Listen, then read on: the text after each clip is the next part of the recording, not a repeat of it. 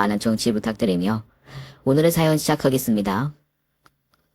저는 30대 여성의 작은 중소기업에 다니고 있어요. 저라는 여자, 길거리에 나가면 흔히 볼 수 있는 남의 눈에 띌 만한 특출난 곳이라고는 하나도 없는 평범한 여자랍니다. 공부는 잘하는 편이었지만 마침 아버지의 사업이 내리막길을 타면서 대학 진학을 포기했었죠. 고등학교를 졸업하고 나중에 2년제 야간 대학을 고학으로 마쳤죠. 그리고는 한 중소기업에 입사했어요.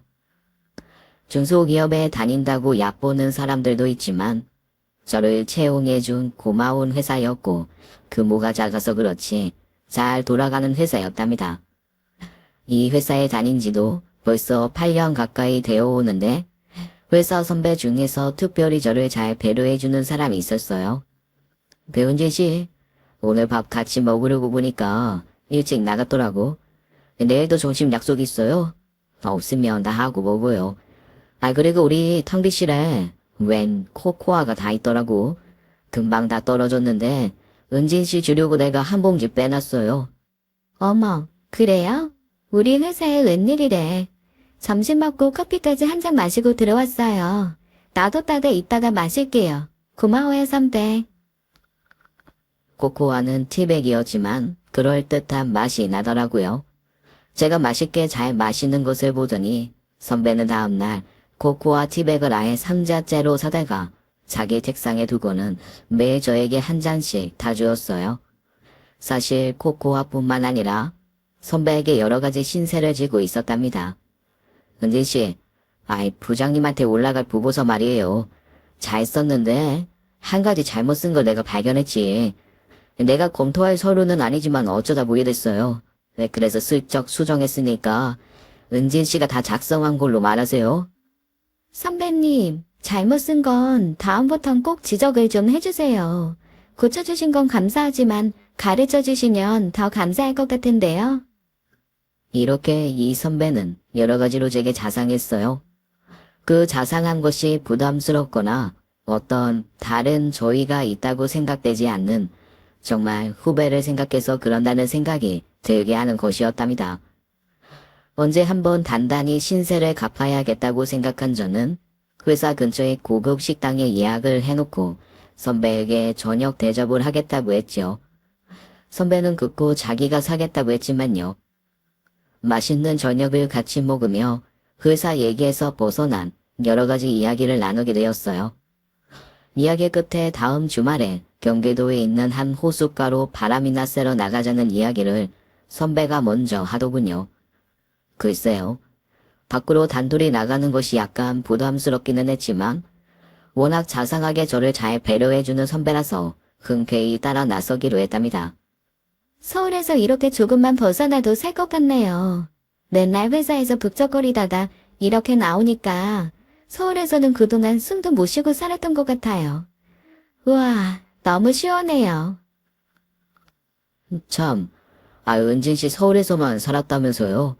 나는 아주 땅촌 출신이에요. 땅촌이지만 서울보다 좋은 것도 많아요. 공기 좋지, 먹거리 깨끗하지, 사람들 좋지. 직장 때문에 서울에 있긴 하지만 사실 서울은 사람 살기에 그다지 좋은 곳은 아니더라고요. 형편은 어려웠지만 고향에 있을 때가 좋았다니까요. 사실 저는 정원 생활에 관심이 많았답니다. 돈을 착실하게 모아서 나중에 늙으면 전원주택을 지어 살아야겠다고 생각하고 있었어요. 선배와는 한 번 그렇게 단둘이 밖으로 나갔다 오면서 급격하게 친해졌지요. 거의 주말마다 공기가 좋고 경치가 좋은 곳으로 나들이를 다녀오곤 했답니다. 제가 특출난 점이 없는 것처럼 선배 역시 남들이 보기에 특별한 점은 없는 사람이었고 거기다가 나이가 저보다 8살이나 위인 사람이었어요. 그런 선배가 어느 날 저에게 진지하게 제안을 하더군요. 은진 씨, 나 여자들이 보기에 그다지 마음에 들 사람 아니라는 거 잘 알아요. 그런데 은진 씨는 나한테 늘 친절하게 대해줘서 참 고마워요. 그래서 하는 말인데 우리 정식으로 사귀어보면 어떨까요? 가진 건 없어도 은진 씨한테는 세상에서 최고로 잘할게요. 자상하고 배려심이 넘치는 선배. 저도 선배를 참 좋아하기는 했지만 사실 결혼 상대로는 생각해 본 적이 없었답니다.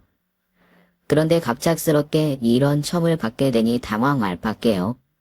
저는 그런 선배의 청에 진지하게 생각해 보겠노라고 했지요. 그 사람도 저처럼 정말 평범 그 자체인 사람이었어요. 그렇지만 성격 하나는 정말 어디에 내놔도 착한 사람이었답니다. 선배의 평상시 저에 대한 따스한 배려와 착한 마음씨를 생각하니 마음이 조금씩 기울기 시작하더라고요. 그래서 우리의 연애는 시작되었답니다. 사귀기 시작한 지 얼마 안 돼요. 선배는 홀 어머니가 계시다는 시골집으로 저를 데리고 갔어요. 아들의 나이가 40을 바라보고 있어서 그런지 제가 같이 내려가자 선배 어머니는 정말 눈물을 글썽이다시피 좋아하시더라고요. 어서 와요. 시골이라서 다 누추한 음식들이지만 서울 것과 달리 정말 깨끗한 것들이라오. 차린 건 없지만 많이 먹어요. 상다리 부러지겠는데요, 어머니? 그리고 말씀 낮추세요. 어떻게 이렇게 제가 좋아하는 음식들만 많은지 모르겠네요. 제가 이런 시골 음식을 참 좋아하거든요. 며느리감 오면 잘 차려주려고 일부러 다리 튼튼한 상을 마련해 두었지. 잘 먹는 음식들이라니 잘 됐네. 어서 많이들 먹어. 예비 시어머니는 제게 상다리가 부러지도록 항상 맛있는 음식을 잔뜩 내어주셨답니다. 보기에도 공에 찌들지 않은 깨끗하면서도 맛있어 보이는 음식들이었어요. 정말 오랜만에 조미료 냄새 안 나는 집밥을 그것도 진수성찬으로 먹게 된 것이었답니다. 정말 맛있게 한 끼를 먹었죠. 제가 굳이 설거지를 하겠다고 나섰고 어머니와 저는 같이 설거지를 하면서 이런저런 이야기를 많이 나누었어요. 그 사람처럼 어머니도 정말 착하고 순박한 분이셨어요. 그렇게 진수성찬 한 끼를 마련해 주신 것도 모자라서 돌아갈 때는 또 귀한 먹거리들을 다리마리 싸주셨답니다. 참기름하고 들기름 다 내가 직접 짠 것들이야. 내 잔담하는데 서울에서 사다 먹는 것하고는 맛이 완전히 다를 거야. 그리고 여기 이 꿀은 정말 서울에서는 비슷한 것도 구경 못할 꿀이지. 내 친구가 직접 양봉한 꿀이거든. 가져다가 부모님 드려. 어머니가 직접 짠 기름과 지인이 양봉하셨다는 귀한 꿀 말고도 당장 씻지 않고 그냥 먹어도 될 만한 무고마의 채소들과 다른 먹거리들을 잔뜩 들여 보내주셨죠. 남편감이 착한 사람이라는 것은 이미 아는 사실이었고 시어머니들 분도 역시 순박하고 착한 성격을 가진 분이었어요. 저는 다른 것은 다 차지하고 이 두 가지만 보고 결혼을 결정했답니다. 그리고 성격이 좋다는 것만큼 좋은 결혼 조건이 어디 있겠어요? 예, 요즘은 연하나 만나는 게 트렌드라는데 너는 어떻게 거꾸로 가니? 그리고 경제력도 무시 못할 일이야. 그 작은 회사에서 아직도 너하고 비슷하게 월급 탄다면서. 요즘 세상 둘이 번다고 하더라도 그 정도 벌어서는 아이 하나도 제대로 교육 못 시킬 거다. 어디 남자가 없어서 그런 사람하고 결혼을 하겠다는 거니? 엄마, 연하남은 뭐 아무나 만나요? 엄마 딸 능력은 미안하게도 그 능력은 안 돼요. 그리고 나이 많다고 생각까지 늑달이 아니거든. 얘기하다 보면 나이 차이 같은 거 잘 모르겠다니까요. 그리고 제일 중요한 건 성격 좋고 나한테 자상하게 잘한다는 거야. 그거면 됐잖아. 별로 탐탁해 하지 않는 친정엄마를 설득해서 일단 집에 한번 데리고 오는 것으로 이야기가 됐답니다. 선배는 우리 집에 처음으로 찾아와서 엄마 아빠에게 절로 인사를 드렸죠. 선배가 첫 절을 할 때까지만 해도 엄마 아빠의 얼굴에는 그다지 기쁜 빛이 보이지 않았어요. 그렇지만 선배와 제가 미리 짜둔 계획이 있었죠. 사실 요즘 들어 아버지의 건강이 좋지 않으셨답니다. 우리 집에는 남자 형제는 없고 딸만 넷이 셋이었어요. 제가 맏딸이었죠.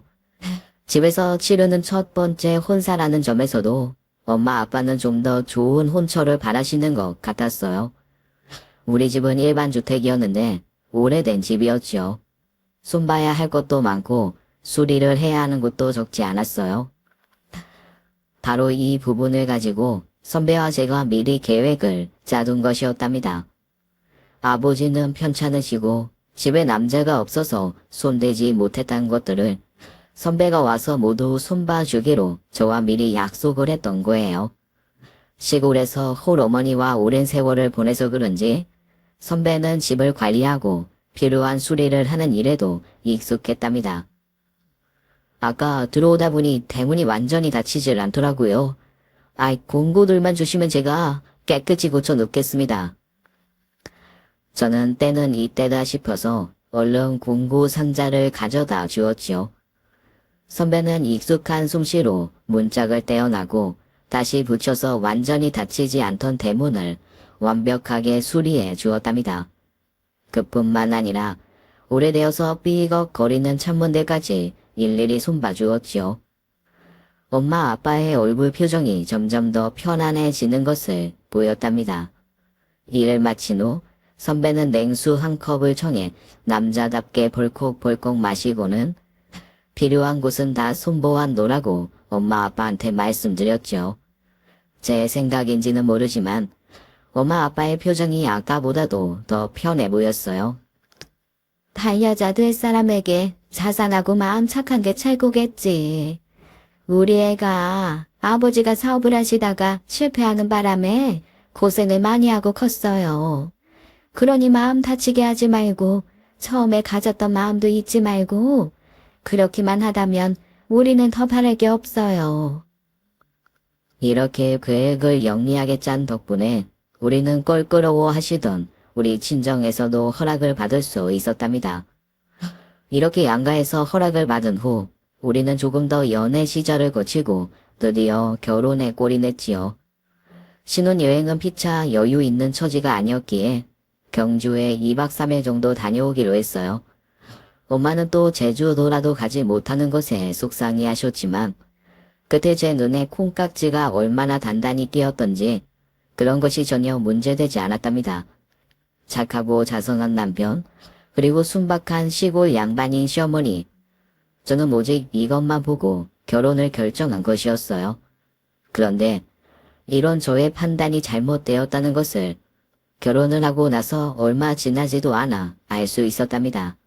홀어머니의 외아들, 사실 거의 모든 여자들이 피하는 결혼 조건이었어요.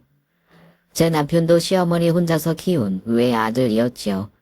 혼자서 자식을 키울 때 누구나 자식에 대한 집착이 강해질 수 있겠지만 우리 시어머니의 아들에 대한 집착은 그 정도가 아주 심하다는 것을 신혼여행을 다녀온 다음 날 알게 되었답니다.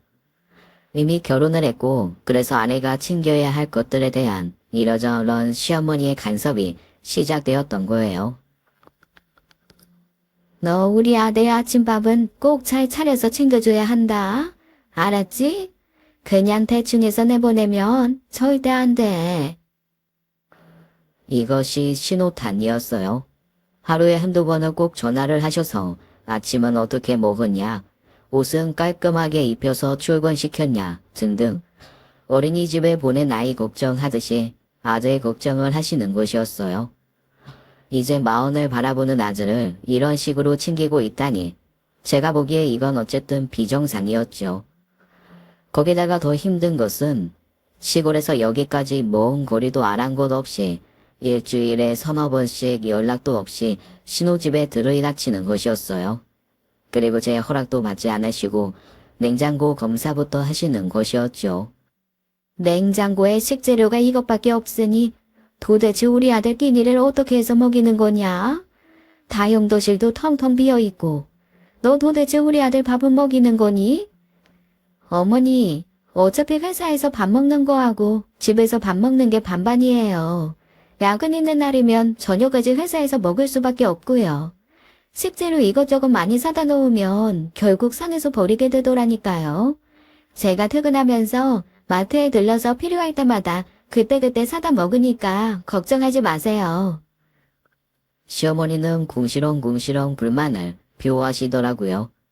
어쨌든 아침 한 끼는 집에서 먹는 것 아니냐면서 잘해 먹이라고 몇 번인지 모르도록 반복하시더라니까요. 그리고 준비해온 먹거리들을 엄청 많이 풀어놓고 가셨죠. 결국 저는 아까운 먹거리가 상할까봐 친정에 반 정도를 보내고 남은 것을 가지고 음식을 만들어 상을 차렸어요. 그런데 더 황당한 것은 따로 있었답니다. 얘 아가, 네 남편 어젯밤에 술을 많이 마셨더구나. 얼른 일어나라. 술국 끓여서 먹이고 너도 출근하려면 지금 일어나도 시간이 모자라. 새벽 5시쯤에 전화를 걸어서 잠을 깨워 이런 말씀을 하시는 것이었죠. 그런데 이런 전화는 이 한 번으로 끝나지 않았어요. 시어머니는 아들이 하루 종일 뭘 했는지를 다 아시는 것 같았죠. 당연히 남편이 전화로 얘기를 했겠죠. 남편에게 마마보이 기질까지 있다는 것을 확인할 수 있는 대목이었답니다. 이 사람이 하루 일과를 거의 다 어머님께 말씀드리는 거죠? 그렇지 않고서야 어머님이 어떻게 그렇게 시골에 앉아서 저희 집이나 회사에서 일어나는 일을 잘하세요?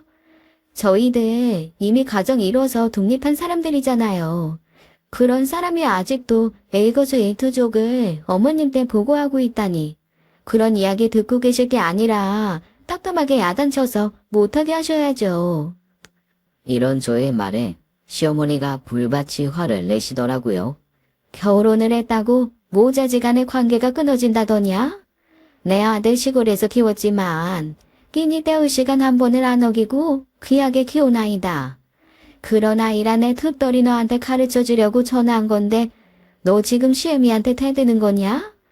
내 아들을 따끔하게 가르치는 게 아니라 네 버릇부터 고쳐야겠구나. 마마보의 기질이 농후한 남편에 거기에 맞장구 치는 시어머니에 결혼한 지 얼마 되지도 않았지만 답이 없어 보였어요. 그러니까 제가 시골에 인사드리러 갔을 때 그 진수성찬과 싸들려 보내신 먹거리들은 모두 나이든 아들을 장가 보내려는 시어머니의 필사의 연기였던 것이었죠. 그러나 어쩌겠어요. 그렇다고 남편이 어디 나가서 나쁜 짓을 한 것도 아니고 제 팔자련이 하고 그때그때 최대한 지혜롭게 대응하면서 살밖에요. 그렇게 어머니에게 연기까지 시켜서 결혼할 수밖에 없었던 못난 남편. 제가 아껴주지 않으면 누가 아껴주겠어요. 회사에서 저에게 배려했던 그 여러 해를 다 연기라고 생각하고 싶지는 않았답니다.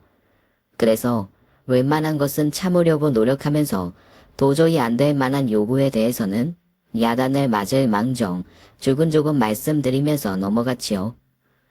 물론 순순히 말에 따르지 않을 때마다 시끄러운 소리가 났지만 말이에요. 시어머니는 심지어 이런 요구도 하셨답니다. 예, 밖에서 먹는 음식 그게 다 살로 가겠니? 조미료만 잔뜩 쳐서 만든 음식이 뭐가 건강에 이롭겠니? 내가 재료들은 떨어지지 않게 보내줄 테니까 도시락 싸들고 나가서 먹이도록 해라. 야근 없는 날이면 2인분 챙겨서 점심들 둘이 같이 먹고 야근 있는 날이면 4인분 싸가서 점심 저녁 먹어라. 그리고 힘들면 너는 밖에서 사 먹어도 우리 아들은 꼭 도시락 먹여라. 알겠니? 이게 도대체 말이 되나요? 도시락 싸는 거 그거 절대 쉬운 일 아니죠. 제가 집에서 살림만 하는 사람이라도 남편 한 사람의 2끼분 이상을 도시락으로 싸 보내기는 쉬운 일이 아닐 거예요. 어머니, 밖에서 사 먹는 음식이 어디 집밥만 하겠어요? 그런데 저도 회사 다니잖아요. 아침에 도시락을 그만큼이나 준비하는 건 불가능이에요. 그리고 도시락을 싸가지고 가자, 아니면 사 먹자, 이런 것도 저희가 결정할 일이고요. 죄송하지만 그건 못하겠다고 말씀드릴 수밖에 없네요. 어머니 이해해 주세요. 다음 순간 저는 전화기를 귀에서 떼지 않을 수 없었답니다. 시어머니가 소리를 지르면서 저를 야단치셨기 때문이었어요. 도대체 딸도 아니고 어느 시어머니가 며느리를 야단치면서 이렇게 소리를 지르나요? 어머님의 이런 시끄러운 야단에도 불구하고 저는 도시락에 대해서는 정중하고 단호하게 거부했답니다. 할 수 없다고 생각한 시어머니가 역시 불만을 가득 담은 소리로 전화를 마무리하셨어요. 한 번은 이런 일도 있었답니다. 한겨울이었어요. 남편이 있는 부서는 야근이 있었고 저는 야근이 없어서 먼저 퇴근했답니다.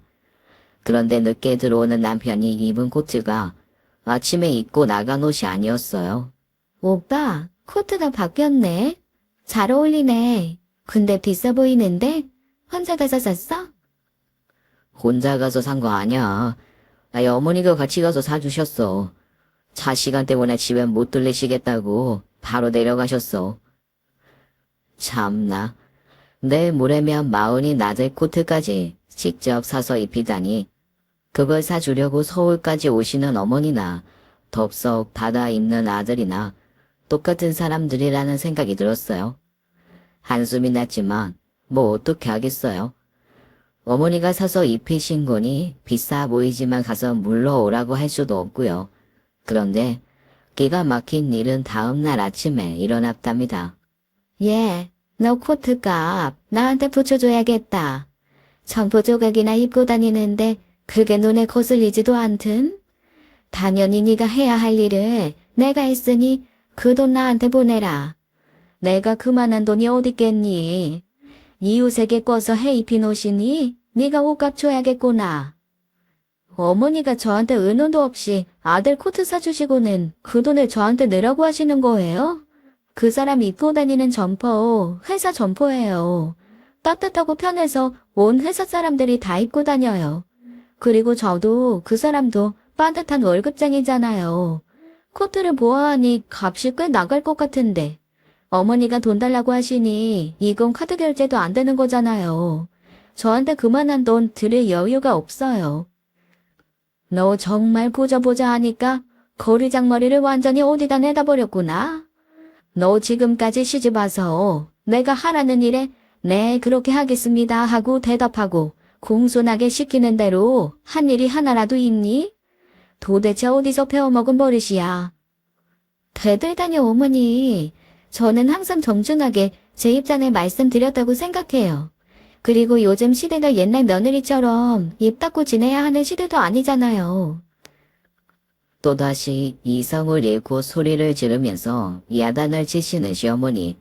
정말 정해진 수준이었다니까요. 이 코트 값에 대해서는 어느 날 그 돈을 받으러 서울로 찾아오시기까지 하셨답니다. 남의 돈을 꿔서 해주셨다니 결국 코트 건에 대해서는 한꺼번에는 못해드리고 몇 달에 나눠서 드리는 것으로 타협하면서 제가 한 발 양보할 수밖에 없었죠. 거기다가 시어머니가 제게 스트레스를 주시는 일이 한 가지 더 있었어요. 시어머니 말씀이 시댁은 아들이 귀한 집이라고 하시더군요. 어느 친척집이나 아들은 하나나 많아야 둘 정도고 딸은 많은 집이라지요. 시어머니는 손주를 낳는 일, 그것도 아들 손주를 보는 일에 무척 집착이 강하셨어요. 결혼한 지 한 달밖에 안 되었을 무렵부터 아이 소식을 물으셨으니 말 다 했죠. 시어머니는 한약의 무에 아들을 낳을 수 있다는 약과 비방까지 다 동원했답니다. 그날도 시어머니가 연락도 없이 집으로 들이닥치셨어요. 한약으로 보이는 물건 한 보따리를 조심해서 꺼내시더니 그것을 지금 당장 남편과 저에게 먹이 실으려는 것이었어요. 이거 그냥 평범한 한약 아니란다. 우리 동네에서 멀지 않은데 한약방이 있는데 내가 거기다가 니들 빨리 애 들어서게 약 한 제 부탁했다. 그 한약방에서 특별히 가서 떠온 설악산 깊은 곳에 있는 약수에 온갖 귀한 거 다 넣어 지은 약이야. 그 약재는 그 물하고 아주 찰떡궁합이라더라. 그래서 그 물 떠가는 사람들이 많다는구나. 딸만 낳았다가 이 약 먹고 아들 낳은 여자들 많다더라. 어머니, 어떻게 약한 재에 딸이 아들이 되고 아들이 딸이 돼요. 그리고 저 산 좋아해서 설악산 약수 안 다녀본 데가 거의 없어요.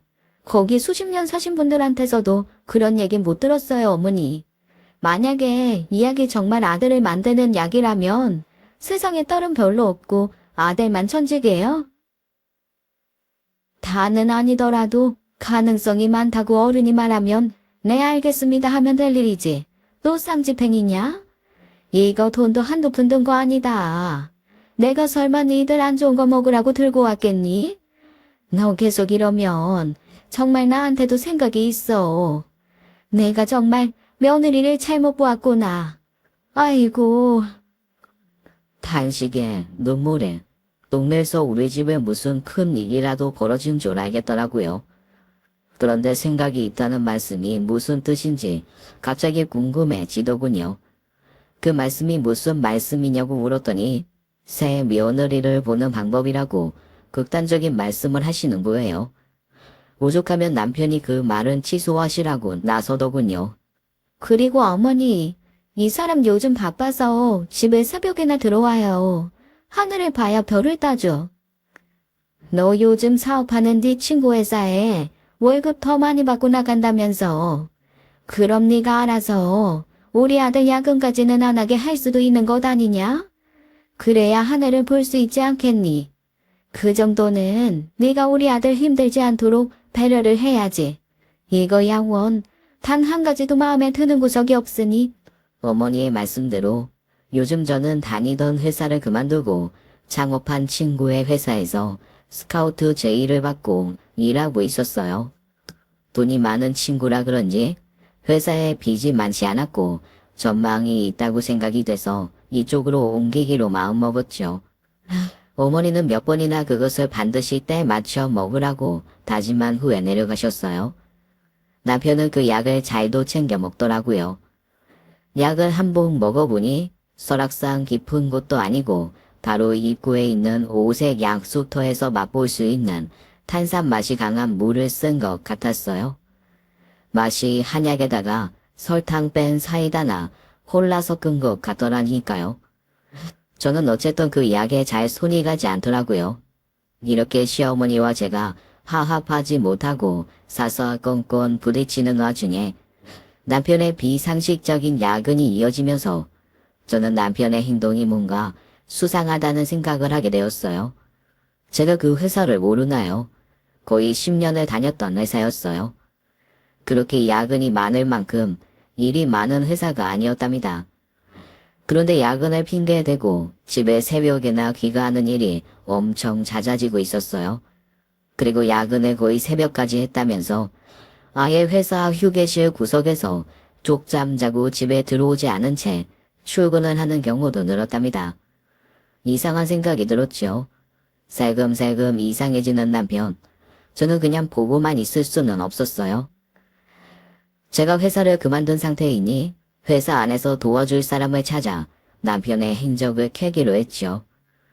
그런데 저와 아주 친하게 지내던 언니 하나가 아직 그 회사에 다니고 있었어요. 그 언니에게 도움을 청했답니다. 언니, 나 은진이에요. 이직한 곳이 바빠서 전화 한 통 할 시간이 없었네요.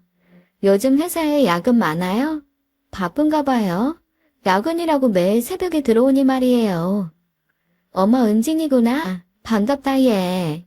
그래 얘 요즘 회사에 일 많아. 야근이 많아서 힘들어 죽겠다.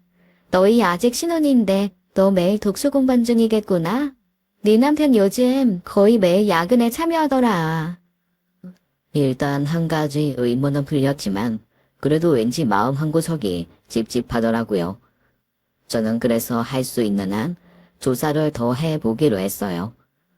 남편이 끌고 다니는 오래된 연식의 차가 있었지요.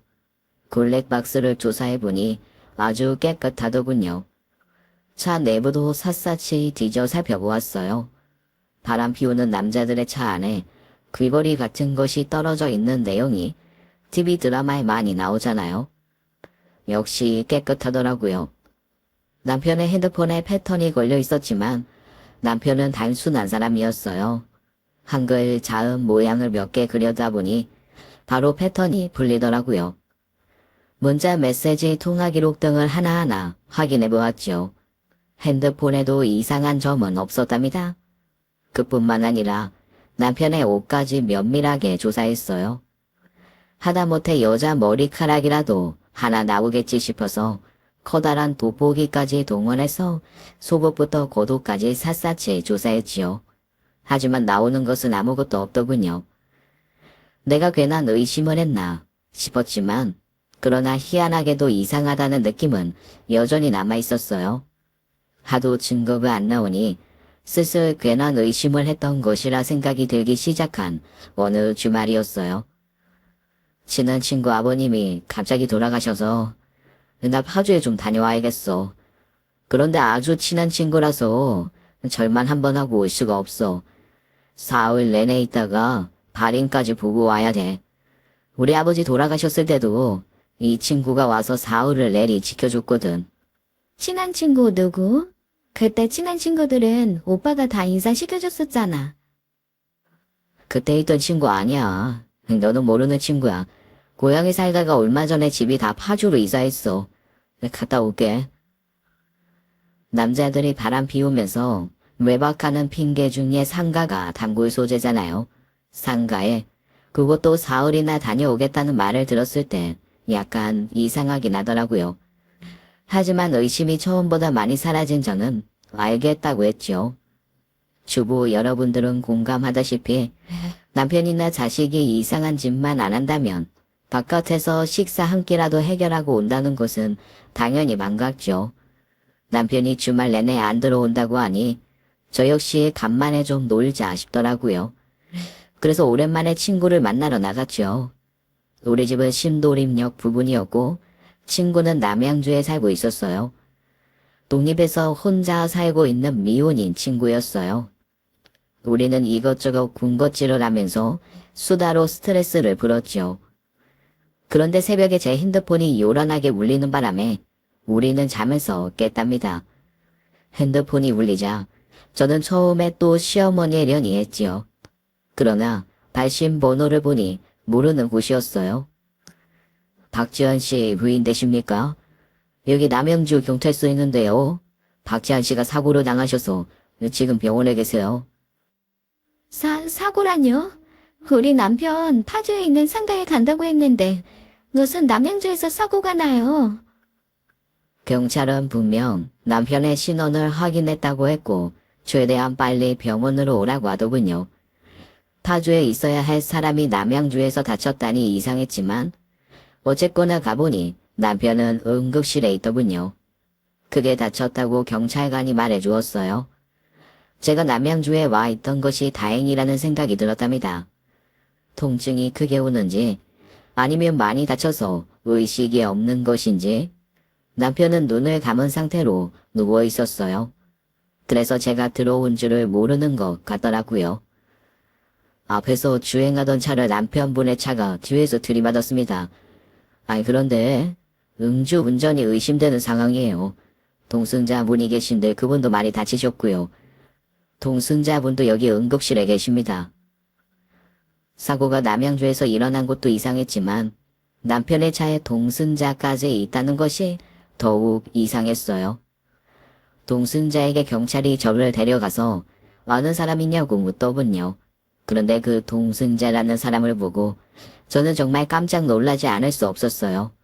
동승자는 바로 제가 남편의 수상한 행동을 조사하기 위해서 회사 사정을 알아보기 위해 도움을 청했던 그 친한 언니였거든요.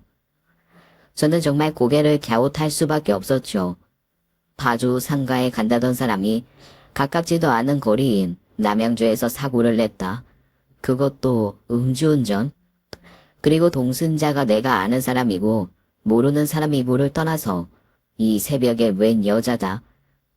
여러분들 같으면 어떻게 생각하시겠어요? 저 역시 남편과 동승자의 관계가 범상치 않을 것이라는 생각을 했답니다. 그러니까 저는 고양이에게 가게에 있는 생선의 신선도가 어떤지, 몇 마리가 남았는지 등등 생선의 안부를 물었던 것이었어요. 그렇다면 고양이가 어떤 정보를 전해줄까요? 생선을 먹어 치우고는 아직 10마리가 남아있으니 신선하다고 했겠죠. 즉, 회사에 야근이 많다는 등 하는 정보는 거짓 정보가 틀림없었답니다. 여기까지 생각하니 남편과 그 언니에 대한 배신감에 분통이 터졌어요. 시어머니의 아들에 대한 집착과 그 나이가 되도록 어머니의 치마폭에서 벗어나지 못한 마마보이 남편이라는 점만 해도 화가 나는데 거기다가 바람까지 피우다니요. 치솟는 화를 다스리느라고 서성거리고 있는데 의사가 웬 종이를 한 장 들고 와서 수술을 해야 한다고 사인을 해달라고 하더군요. 화가 있는 대로 난 저는 모르는 사람이라고 하고는 그냥 응급실을 나와버렸죠. 그런데 나오다 보니 저쪽에서 시어머니가 당황하며 다가오는 모습이 보이더군요. 시어머니는 저를 못 보았지만 저는 시어머니를 볼 수 있었죠. 그리고 시어머니가 의사가 시키는 대로 사인을 하는 장면도 볼 수 있었어요. 저는 굳이 아는 척하고 싶지 않아서 시어머니에게 제가 있다는 것을 알리지 않고 조용히 병원을 떠났답니다. 그러니까 남편도 시어머니도 제가 그 병원에 있었다는 것을 모르는 셈이지요. 그런데 이게 무슨 운명의 장난인지 장난의 운명인지 제가 응급실에서 시어머니가 오시기 전에 들은 충격적인 이야기가 있었어요. 선생님, 제가 이 사람 아내 되는 사람인데요.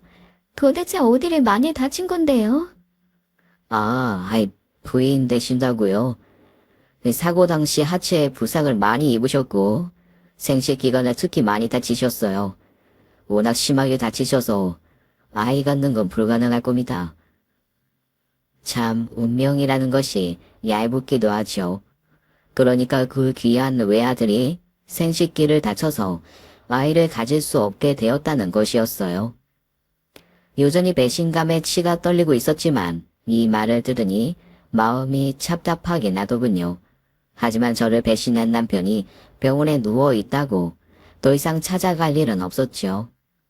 고자가 됐던 어쨌든 그 사람 꼴을 더 이상 보기 싫었거든요. 이렇게 예기치 못한 곳을 다친 남편은 짧지 않은 기간 동안 병원에 입원해 있다가 퇴원했지요. 그런데 퇴원을 해서도 시어머니와 남편은 고자가 되었다는 사실을 제게 이야기하지 않더군요.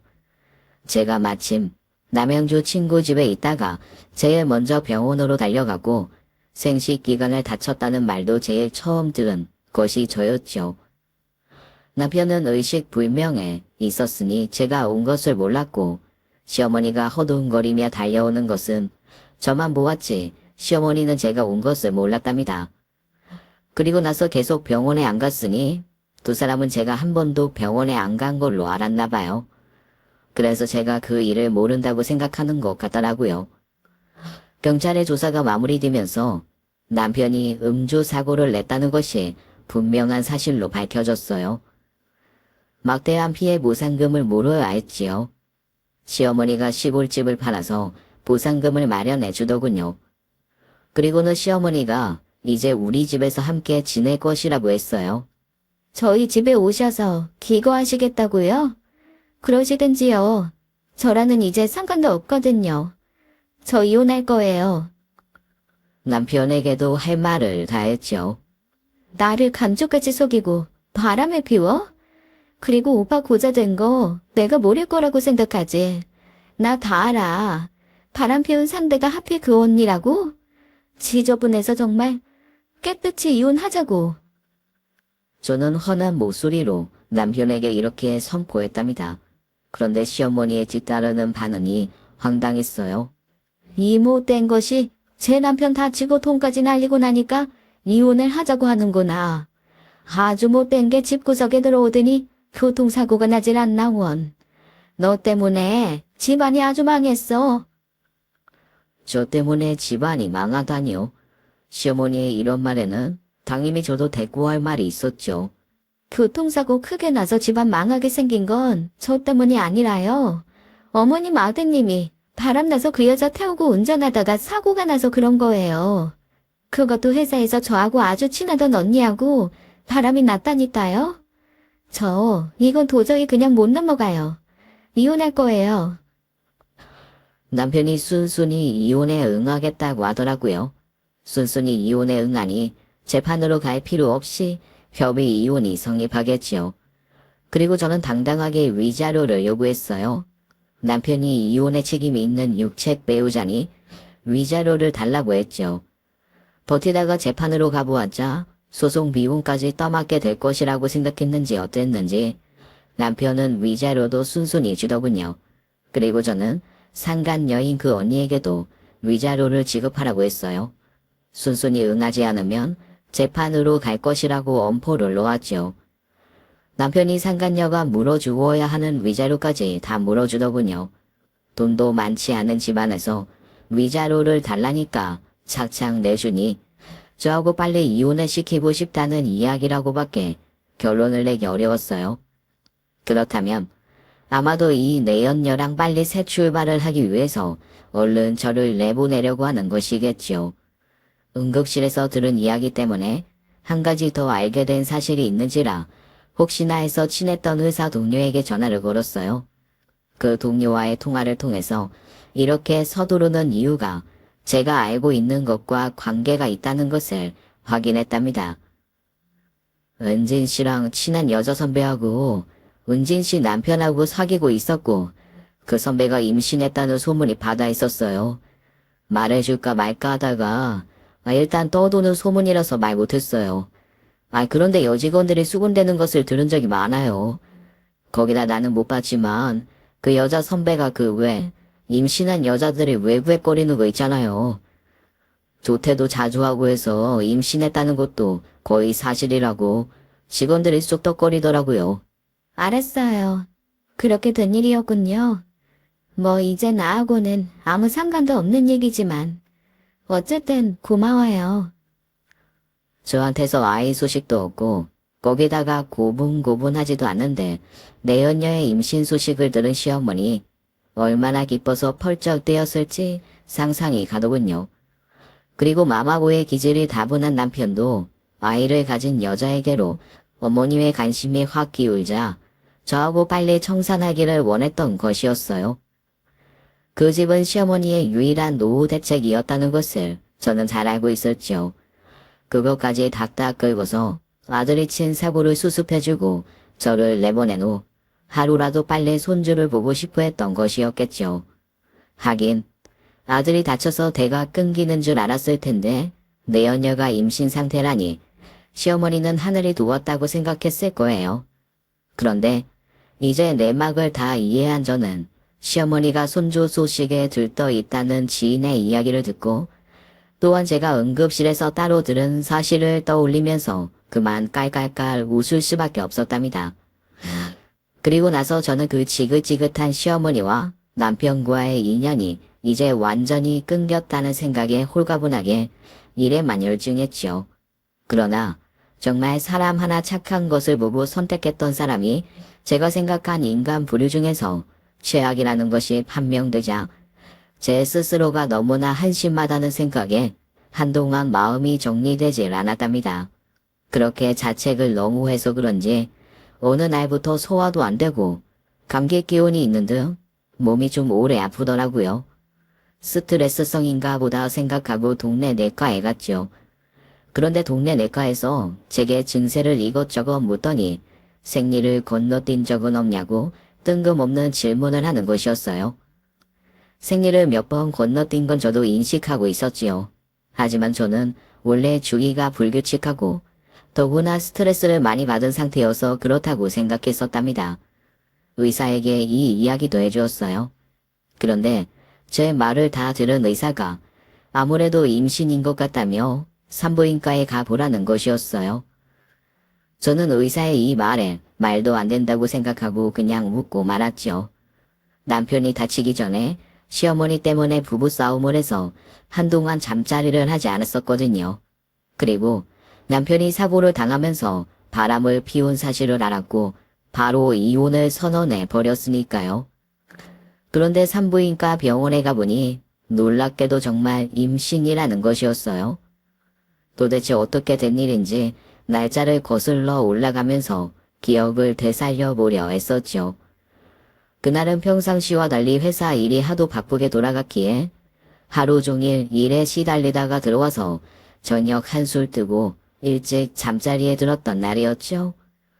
남편도 그날은 야근도 없이 일찍 귀가했지만 피곤했던지 눕자마자 코를 골기 시작하더군요. 저도 막 잠에 빠져들었는데 또 전화벨이 요란하게 울려대기 시작한 거였어요. 내가 오늘 읍내에 나갔다가 요만 데가 있어서 들어가서 이것저것 묻다 보니 오늘이 마침 아주 길일이란다. 그러니 오늘 잠자리를 해라. 네 남편 자면 얼른 깨워라. 그냥 건성으로 대답하고 잠에 빠지려었는데 이번엔 남편의 전화가 요란하게 울리는 것이었죠. 시어머니가 남편에게까지 똑같은 이야기를 하신 것이었어요.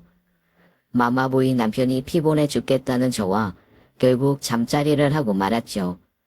그때 임신이 되었던 것이라는 생각이 들더군요. 어쨌든 제 몸 안에 제 자식이 자라고 있다는 것이 기쁘기도 하고 신기하기도 했어요. 비록 아빠 없이 혼자 키워야 할 아이였지만 말이에요. 임신을 들키던 날 친정에서는 난리가 났었답니다. 아이고 이거사. 좀 참지. 몸에 그놈 아이를 베고서 이혼을 턱 해버리면 대체 어쩌자는 거야. 팔자가 도대체 어떻게 달라고 네가 이러는 거냐. 임신 사실을 알기 전에 이혼 절차에 들어갔지만 아마 임신 사실을 알았어도 저는 이혼했을 것이라고 엄마에게 말했답니다. 엄마가 알다시피 애 아빠는 책임감이라고는 1도 없는 사람이라니까요. 거기다가 다른 여자하고 바람 피웠고 그 사람하고 같이 살다가는 그 사람뿐만 아니라 시어머니 때문에도 매일 싸울 일밖에 없어요. 그거를 보여주면서 키우는 게 아이를 위해서 좋은 일이라고 생각해 엄마? 비록 엄마 혼자지만 너만은 틀림없이 지켜줄 수 있다고 확신을 주면서 안정된 환경에서 키우는 게 아이한테 더 좋을 거예요. 저는 엄마를 달래면서 더욱 열심히 일할 것이며 아이를 정말 훌륭하게 키워낼 것이라고 각오를 보였어요. 엄마는 계속 우시다가 제가 하도 자신 있는 태도를 보이니 한숨을 내쉬면서 현실을 인정하시는 것 같더라고요. 이혼 숙려 기간이 끝나고 최종적으로 판사님 앞에서 이혼 확정을 위해 법원에 가게 되었죠. 첫 아이라 그런지 입덧 증상이 여전히 있었답니다. 임신 후 친구들 몇이 저더러 요즘 살쪘냐고 묻는 배가 아주 약간 나온 상태였어요. 너 나랑 헤어지고 아주 마음 편한 모양이지? 살찐 것 같다? 다음 순간 어떤 젊은 여자가 아이를 데리고 제 옆을 지나가는데 아이가 핫바를 손에 들고 있더군요. 그 냄새가 마치 지부 전체를 진동하는 것 같은 비린내로 느껴지더라니까요. 저절로 구역질이 솟구치더군요. 우욱거리며 화장실로 뛰어가서 한참을 속을 비우고 나서야 나왔답니다. 나오고 나서도 또 가벼운 구역질을 했어요. 너 혹시 임신했냐? 이 살찐 것도 배 주변인 것 같은데 거기다가 입덧까지 심한 것 같고 말이야. 너 틀림없이 임신이지? 내가 그걸 굳이 오빠한테 설명해줘야 할 이유가 있어? 그리고 속 안 좋아서 토하면 다 임신이야? 그리고 우린 이미 남남이야. 내가 어디가 아프건 신경 끄라고. 이렇게 남편을 대놓고 무시하자 남편이 불같이 화를 내더군요. 도대체 어떤 놈 아이야. 사고 나서는 잠자리 한 적도 없는데. 야, 이건 분명히 너도 바람을 피웠다는 증거야. 바람 피웠으니 위자료는 너도 물어야지. 우리 엄마도 대체까지 다 긁어서 위자료 준 거야. 도로 토해내라고. 임신? 웬 임신? 오빠 말대로 보기 싫은 사람 꼴 안 보니까 살이 좀 찌대. 그리고 나 그저 먹은 거 체해서 오늘도 병원 갔다 오는 길이야. 임신 같은 소리 하고 있네. 그리고 이 자료를 죄 없는 내가 왜 토해내냐? 그 정도 받고 끝난 걸 다행으로 알아. 야, 웃기지 마. 너네가 보기에 틀림없이 임신한 거야. 아니라면 나한테 증거를 보여봐. 지금같이 병원에 가보면 되겠네. 너 그리고 요즘은 태아도 유전자 검사해서 신자인지 아닌지 확인할 수 있다는 거 모르냐? 당장 가서 확인해보자니까. 웃기지 말라니까. 이제 완전히 남남이니 나 아픈 거 걱정 안 해줘도 된다니까. 쓸데없는 소리 듣기 싫어. 빨리 이혼이나 마무리하자고. 그리고 더 이상 꼴도 보기 싫거든? 그런데 남편이 저를 붙잡고 늘어지더군요. 적어도 병원에 가서 임신인지 아닌지 확인해 보아야겠다는 것이었어요. 임신이라면 오늘 당장 친자 관계 확인을 의뢰하겠다며 도대체 물러설 기미를 보이지 않더라니까요. 분명히 남편의 아이지만 절대로 남편에게 줄 수는 없었고 그래서 임신 사실을 알리고 싶지도 않았죠. 그래서 처음엔 임신 사실을 숨기고 있었던 저도 드디어 마음을 먹고 남편에게 말했어요. 그래, 솔직하게 말할게. 나 임신했어. 첫 아이라서 입덧이 좀 심해. 됐어? 드디어 바른 말이 나오시는구만. 어떤 놈 아이야? 자기가 바람 피우고 다니니까 나까지 그러는 줄 아는 모양이지? 분명히 말하지만 이 아이 틀림없이 오빠 아이야. 나 오빠하고 똑같은 인간불이 아니야. 다시 한번 말해줘. 이 아이 분명히 오빠 아이라고. 제가 하도 확신에 차서 말을 하니까 남편이 경악을 금치 못하더군요. 뭐라고? 아니 누구 아이라고? 웃기지 마. 어떤 놈 애들 베고 다니는지 알 수 없지만 절대 내 아이일 수 없거든. 그리고 너 임신한 지 얼마나 됐는지 알아보면 내 아이 아니라는 거 금방 나올걸. 네가 부정을 저질러 놓고 내 아이라고 우기는데 분명히 말하지만 나는 그 아이하고 1도 상관없어. 내가 절대로 가만히 있지 않을 테니까 위자료 너 도로 토해낼 생각해. 오늘은 일단 법정에 가서 조용히 이혼이나 마무리하고. 저도 지지 않고 또박또박 대답했죠. 더 이상 오빠하고 얘기하고 싶지 않아. 오늘 여기서 보는 걸로 이 세상에서 인연 끝내자고. 그리고 오빠가 지금 분명히 말했지? 이 아이 오빠하고 1도 상관없다고 말이야. 그래, 오빠하고는 아예 상관없으니까 이 아이한테 신경 꺼. 설사 오빠가 자기 아이라고 인정을 해도 나 오빠 같은 사람한테 절대로 내 아이 안 줘. 남편은 한 번 더 그 아이가 분명히 자신의 아이가 아님을 선포하듯 말하더군요. 남편에게 이미 임신한 내연녀가 있었기에 제 몸 안에서 자라고 있는 아이가 자신의 아이라고 해도 달갑지 않았을 거예요. 빨리 그 내연녀가 아들을 낳기만을 눈 빠지게 기다리고 있었겠죠. 그러니 제 뱃속의 아이가 자신의 아들일 가능성이 있더라도 자기 아이가 절대 아니라고 우기는 것이 상책일 테죠. 아무튼 이혼 절차는 최종적으로 마무리되었답니다. 오빠, 이런 말 혹시 알아? 불륜도 습관되는 거라고 사람들이 그러더라. 그래서 정상적인 부부관계가 아니라 불륜관계에서 태어난 아이는 꼭 친자검사를 해야 된대. 한번 유부남 만난 여자가 꼭 오빠하고만 만났을 거라는 보장이 있나? 내 말이 무슨 말인지 이해하겠어? 그러니까 한마디로 말하면 오빠한테 내가 오빠 인생 최대의 선물을 주겠다는 거야. 굉장한 정보라서 다시 한번 말할게. 당신 아이 가졌다는 그 언니 아이 낳으면 친자검사 한번 해봐. 남편은 처음에 이 말에 펄펄 뛰면서 화를 냈다가 제가 의미심장하게 말을 하니 심각한 표정이 조금은 스치더라고요. 그러고는 묻더군요. 도대체 그게 무슨 말인지, 뭘 근거로 하는 말인지 말이에요. 저는 대답을 해주지 않았어요. 그 대신 다시 한번 똑똑히 말해 주었지요. 태어나면 친자검사 반드시 해보라고요. 남편, 아니 이제 전 남편이겠죠. 저는 전 남편이 속고 있는 것이 안타까워서 이런 말을 한 게 아니랍니다. 속건 안 속건 어쨌든 그 두 사람이 화목한 가정을 이루고 살게 해서는 안 된다는 생각을 했던 거예요. 그래서도 남편에게 분명히 친자 검사를 해보라고 강조했던 거랍니다. 전 남편은 저의 이 말에 심각한 표정을 풀지 못하고 법원을 떠났어요. 사실 남편이 사고를 당한 날 제가 보고 들은 게 더 있었답니다. 남편과 같은 응급실에 내연녀가 누워 있을 것이라는 것은 상상도 하지 못하고 뛰어간 날이었죠.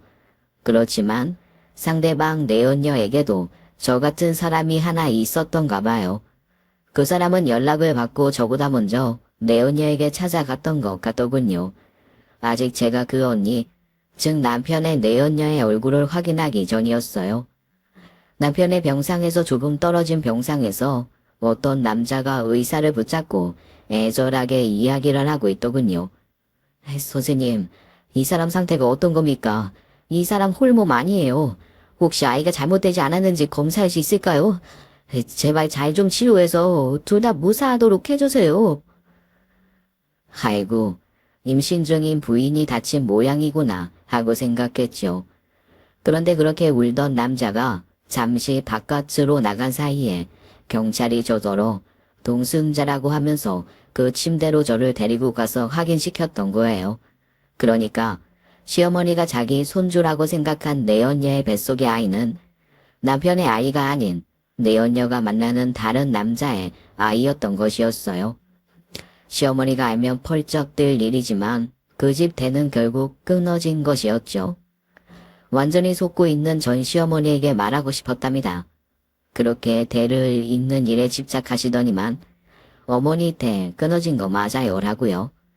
하지만 제가 이제 남남이된 전 남편과 전 시어머니의 일에 절대 관여를 할 필요가 없었죠. 다른 남자 아이인 줄도 모르고 키우면서 살든지 아니면 친자 검사해서 자기 아이 아니라는 것을 알고 나하고 이혼한 걸 뼈저리게 후회하면서 살든지 네 마음대로 하세요. 뭐 이러나 저러나 전 남편의 미래에 남는 것은 후회밖에는 없을 것이었어요. 그 내연녀의 뱃속의 아이가 자신의 아이가 아니라는 것을 언제 들통이나도 날 거예요. 그렇다면 당연히 전 시어머니나 전 남편이나 땅을 치면서 후회를 하겠죠. 그리고 자신의 아이가 아니라고 그렇게 강력하게 부인을 했지만 어쨌든 저는 아이를 낳을 것이고 아이는 무럭무럭 자라겠지요. 아이가 태어나서 자라고 성인이 되는 동안 핏줄이라는 것이 못 보아도 땡기는 것이라던데 전혀 자신의 아이인 줄 모르고 평생을 보낼 가능성이 얼마나 될까요? 아마도 회사 동료들을 통해서 생긴 것이 닮았다더라 정도만 전해줘도 또 가슴을 치며 후회하지 않았을까요? 아이는 제 호적에 올릴 생각이었기에 절대로 남편의 성을 붙일 생각이 없었죠. 전 남편은 아마 이런 식으로 자신이 지은 죄에 대해서 대가를 치를 것이랍니다. 의외로 빨리 회사 동료를 통하여 그 언니에 대한 소식을 듣게 되었어요. 그 언니 말이야, 은진아. 네 남편한테 차였다더라.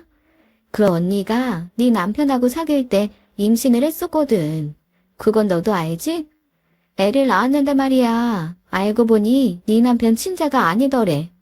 그리고 아이 친아빠도 네 남편하고의 관계를 알았다는 것 같더라고. 그래서 그쪽과도 헤어졌다지 아마? 그래서 죄짓고는 못 사는 거라고 그러나 봐. 신자 검사를 해보라는 제 선물을 남편이 버리지 않고 받았던 것일까요? 벌써 한 군데서 가슴을 쥐어뜯으며 후회할 일이 벌어지고 있는 것이었어요. 한쪽에서는 언제 또 발등 찌으며 후회할 일이 생길까요? 하늘만이 알고 있는 것이겠지만 저는 다시는 제 입으로 제 아이가 전 남편의 아이라고 말하지 않을 것이랍니다. 이미 전 남편 자신이 단호하게 자기 자식이 아니라고 부정을 해버렸고 아무리 핏줄이라지만 그런 사람에게 제 아이를 보여주기조차 싫기 때문이에요. 제 쪽에서의 후회는 하늘에 맡깁니다. 대를 잇는다는 것이 도대체 뭔지 그 대를 잇기 위해 저와 전 남편 그리고 시어머니를 둘러싼 전쟁 같은 이야기를 지금까지 들려드렸어요. 물론 남의 이야기가 아니라 제 이야기라 얼마나 담담했는지 모르겠지만 최대한 담담하게 말씀드리려고 했었답니다. 사연 들어주셔서 감사합니다. 지금까지 사연 읽어주는 남녀였습니다. 끝까지 함께 해주신 여러분 감사드리며 저희는 다음 사연으로 돌아올게요. 감사합니다.